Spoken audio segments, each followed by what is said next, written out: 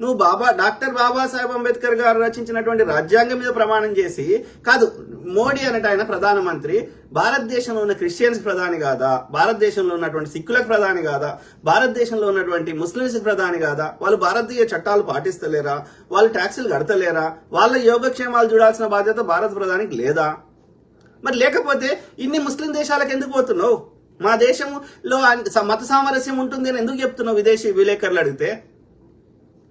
అంటే ఎవరి చెవులలో తామరపు? ఇదే అమిత్ షా కొడుకు జైషా అక్కడ దుబాయ్ ఇస్లాం దేశాల్లో, దుబాయ్ ఆ దేశాల్లో అక్కడున్న ముస్లిం వ్యాపారస్తులతో కలిసి ఎందుకు వ్యాపారం చేస్తున్నాడు? అంటే ఎవరి చెవులలో తామర పూలు పెడదామని